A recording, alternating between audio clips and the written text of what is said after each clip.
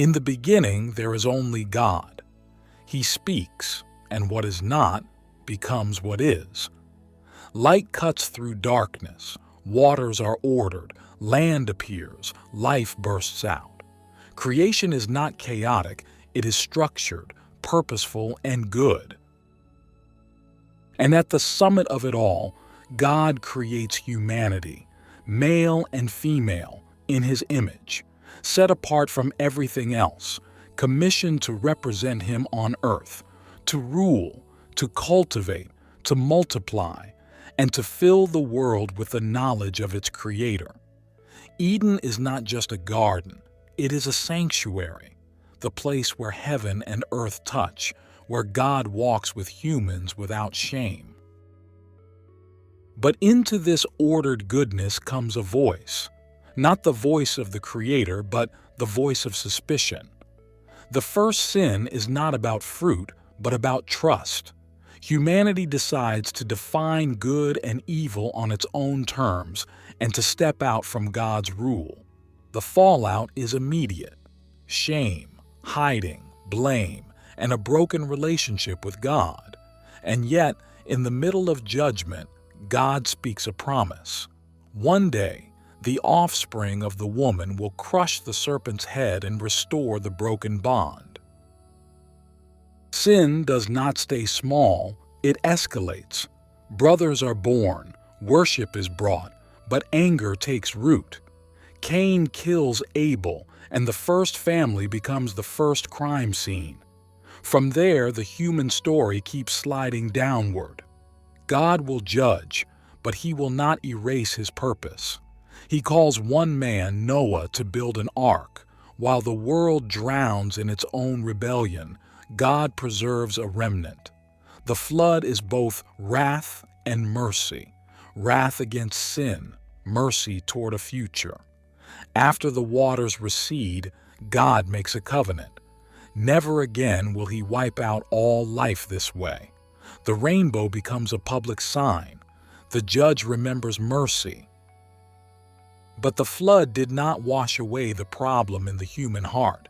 New world, same sin nature. Humanity gathers again, this time in pride. At Babel they say, "Let us make a name for ourselves. Let us build a tower to the heavens."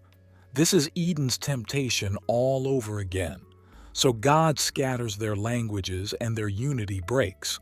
Nations are born, but so is confusion.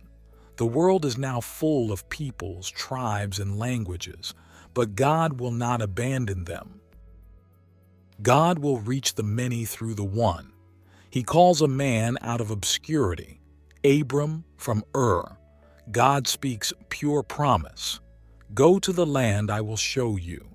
I will make you into a great nation. I will bless you. I will make your name great.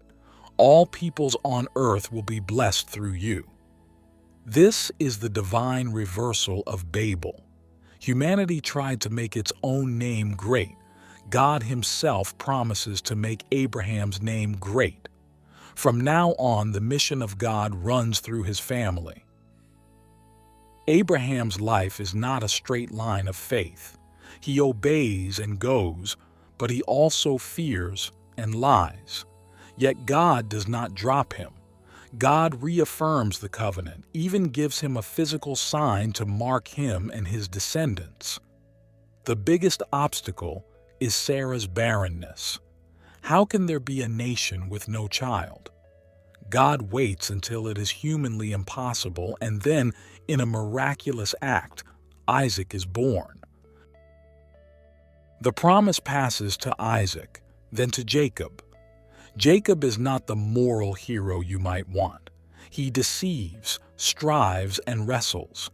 But God meets him, renames him Israel, and ties his future to the promise. 12 sons are born, the fathers of the tribes. Family tension explodes again when the favored son, Joseph, is sold by his own brothers into slavery in Egypt. But behind the cruelty of men stands the hidden providence of God. Joseph rises in Egypt, interprets dreams, and is placed by God to preserve life during a famine. When his brothers finally stand before him, Joseph says the theological sentence that unlocks Genesis. "You meant evil against me, but God meant it for good." Human sin is real, but God's sovereignty is greater. The book that began in the Garden Eden ends in Egypt, not yet in the Promised Land, not yet a great nation, not yet a blessing to all peoples, but positioned. God has preserved the line and shown again and again that He can work through flawed people to advance a flawless promise. Genesis is not just origins of the world. It answers why the world is beautiful and broken at the same time. It shows that judgment and mercy can run side by side.